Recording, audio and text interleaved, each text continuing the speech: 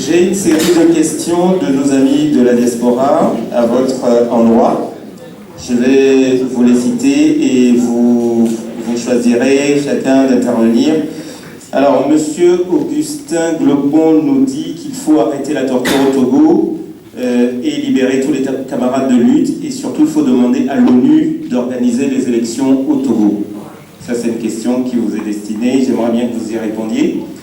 Ensuite, Monsieur Koudou demande, Monsieur Koudou Eira dit comment organiser les élections dans de bonnes conditions et faire en sorte que l'opposition togolaise puisse aller aux élections en rang groupé, bref, avoir une coalition.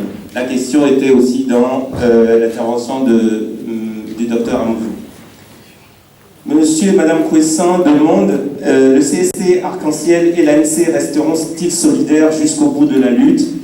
Alors, on n'a pas parlé d'Obu, mais Obu est dans le CST, hein, je vous signale.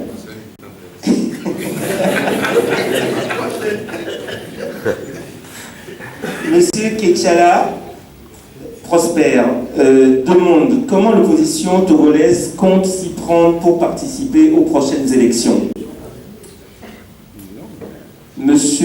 Madame Laure de Souza demande comptez-vous rester unis et présenter un seul candidat à l'élection présidentielle prochaine? Et sur ce Togo, Monsieur Nadjambe Nakban demande quels sont les vrais responsables de l'échec du changement et de la démocratie au Togo selon vous? Et il demande à ce que vous lui citiez les noms des conseillers de Ford Yassimbe. Je ne sais pas ce qu'il va en faire.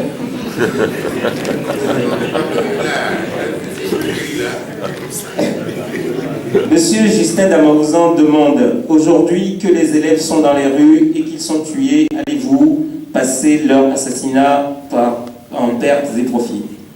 Voilà cette série de questions qui regroupe en fait la question des élections, d'y aller en rang dispersé, la coalition, CST, Arc-en-Ciel, les partis politiques. On nous demande ce que vous souhaitez dans les prochains, au moment des prochains scrutins, comment vous comptez vous y prendre? La position du CST, c'est une position qui est assez prudente. Nous ne voulons pas maintenant parler d'élection au sein du CST. Nous voulons parler des conditions pour aller aux élections. Là, nous aurons des conditions, nous serons sûrs d'avoir des conditions pour aller aux élections. Nous discuterons des candidatures, de ceci, cela. Nous ne mettons pas la charge devant les peuples. Parce que c'est ce qui a toujours été fait. Et que dans la bataille des candidatures, les coalitions se sont disloquées. Mettons-nous ensemble, combattons pour avoir ces conditions. Si on ne les donne pas, combattons ensemble pour les arracher. Si on les donne avant les élections, ce dont je doute fort, ayons cela avant de commencer à parler d'accord électoral ou de candidature unique. Vous savez, lorsque nous allons commencer de candidature unique immédiatement aujourd'hui, il y a des potentiels candidats. Moi, je ne suis pas candidat. Il y a des potentiels candidats qui sont là. Automatiquement, les ambitions vont commencer à se faire jour. Les frustrations vont commencer à se sentir lorsque vous allez, on va voir comment on passe vers quelqu'un. Ce serait l'antichambre de la dislocation du collectif et de notre travail en commun. C'est pour ça que lorsque la coalition est cassée, jusqu'à présent, à chaque fois que nous faisons des réunions, il nous rappelle cet élément d'alliance électorale. Et à chaque fois, je prends la parole au nom du CNC pour dire, pour le moment, nous n'en discutons pas. C'est clair. C'est lorsque nous aurons travaillé ensemble, nous aurons pris l'habitude de travailler ensemble, de nous comprendre, de arracher ce qu'on doit arracher. Lorsqu'on doit participer à ça, il se peut qu'il y ait une sorte de symbiose qui se fasse au sein des partis politiques. Nous ne sommes pas partis politiques. Au sein des partis politiques qui ont lutté ensemble pour arracher les conditions les meilleures, et qu'on aille ensemble justement à des élections. Il se peut qu'au sein du collectif Sauvons le Togo, les partis politiques membres se mettent ensemble pour aller aux élections. Je dis également qu'il se peut que le collectif Sauvons le Togo et les partis membres de la coalition arc-en-ciel se mettent également en alliance pour aller aux élections. Mais je dis, pour le moment, nous refusons au CST de discuter de ces choses-là. Tant que nous n'avons pas eu les conditions les plus favorables pour des élections, partons d'abord pour ça. Les candidatures libres, les coalitions, on verra ça après. S'il vous plaît. Merci. Je suis surpris que plusieurs questions traitent de cette question, de ce problème-là, après l'intervention de monsieur Zeus. Zeus est intervenu plusieurs fois dans son allocution en disant est-ce que ceci va améliorer les conditions? Non. Est-ce que ceci? On perd beaucoup de temps à discuter de ce qui n'est pas nécessaire. Une fois en discussion avec Maître Apéron, je lui ai posé la question: est-ce que l'alliance électorale est un substitut de la lutte pour les conditions des élections? Dès qu'on aura réglé la crise, dès qu'on se sera choisi un candidat ici et là, est-ce qu'on aura réglé la question de la lutte pour les conditions? Non. Non, c'est ce que je dit ici tout à l'heure. Non. On a beau faire des alliances, on se présente aux élections sans avoir réglé la question des élections, on sera laminé. Alors pourquoi on s'obstine à dire désigner un candidat? Lorsque vous avez réglé la question du mode de scrutin, vous avez réglé la question du mode de scrutin. Vous êtes à un mode de scrutin uninominal majoritaire à 2 tours. Si vous vous faites confiance et si vous voulez régler quelques problèmes, il vous est loisible de faire des alliances. Mais ce n'est pas indispensable. Parce que les voix qui se porteront sur l'opposition ne changeront pas. Les voix qui se porteront sur le pouvoir ne changeront pas. Arithmétiquement, c'est les mêmes voix. Ça sera peut-être émietté dans l'opposition parce qu'on sera plus nombreux que dans le pouvoir parce que le pouvoir est seul. Mais arithmétiquement, si vous faites le total des voix, si le RPT n'est pas majoritaire au premier tour, si le RPT n'est pas majoritaire, il ne se voit pas comment il sera majoritaire au deuxième tour.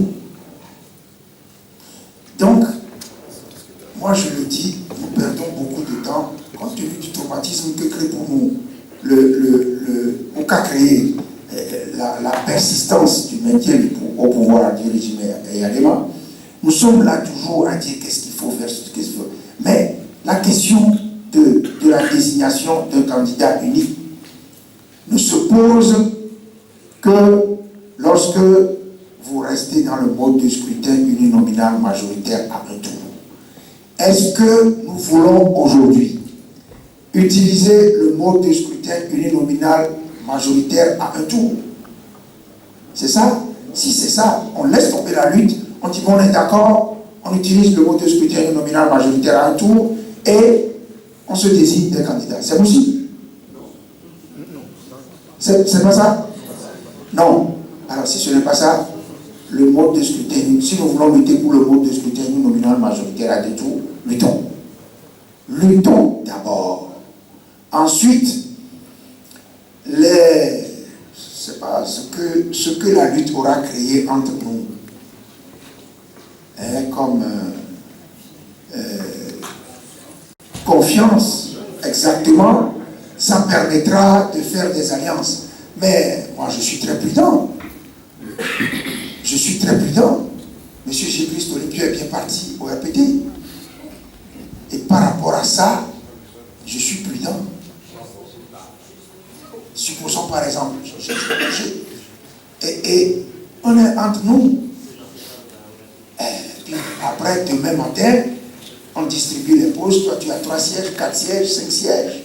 Bon, on va aux élections, on a les 5 sièges. Puis, le lendemain, ou 3 jours après, Kofi me dit, bon, écoute, moi, la manière dont tu m'as parlé ce matin-là, ça ne me convient pas. Tu continues d'être un extrémiste. Je parle au RPT. Je lui aurais donné mes voix. C'est ça qu'on veut. Beaucoup de patience, soyons prudents.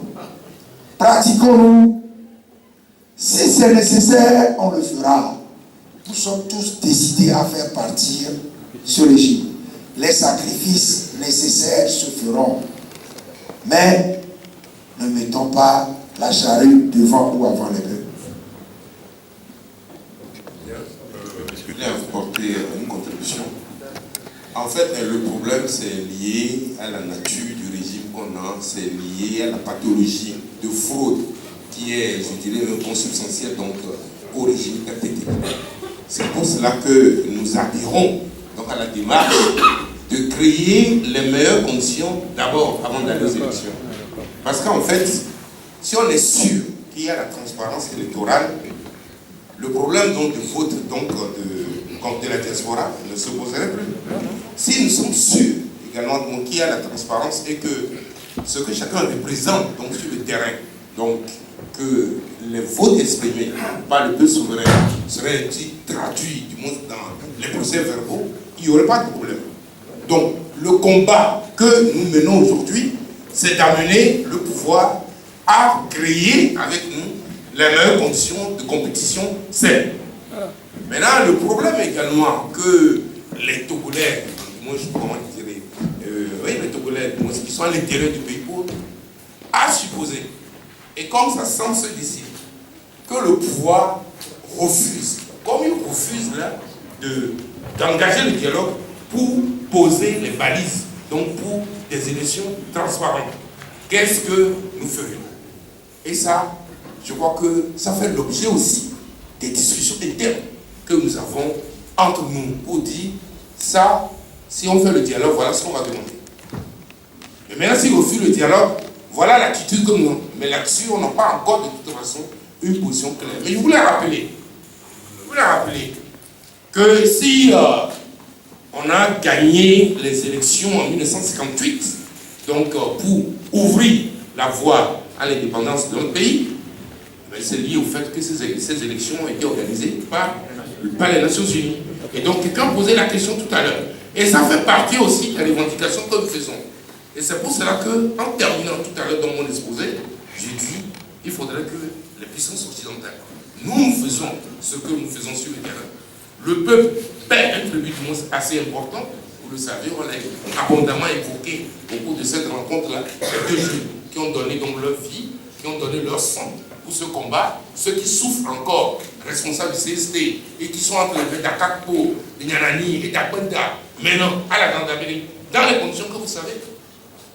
Nous disons que si on prouve et que donc les choses avancent, peut-être que les Nations Unies ou une organisation du moins supranationale viendra donc vous aider pour du moins assurer la transparence électorale. Tant qu'il n'y aura pas de transparence électorale, comme du moins cela dit tout à l'heure, nous pouvons avoir candidat unique, comme du moins en 2005, mais on va encore répartir les résultats et dire que c'est le candidat donc, du pouvoir en place qui a gagné. Donc l'idée de lutter pour créer les meilleures conditions me semble être la meilleure démarche avant de parler d'alliance électorale. Merci beaucoup. Vous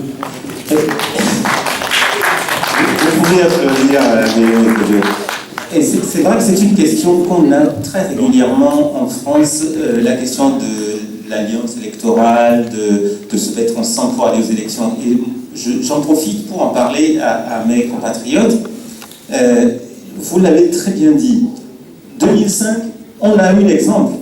Même en 2010, je veux dire, depuis qu'il y a le processus démocratique qui est en cours au Togo, il y a régulièrement aux élections présidentielles, la question ne se pose pas sur un candidat, Gnassingbé Adema qui a 52, puis un candidat qui en a 20 et un autre qui en a 15, et on se dit mince, finalement, si les deux étaient réunis, on aurait battu Ignacy Eyadema. Ça n'a jamais été le cas.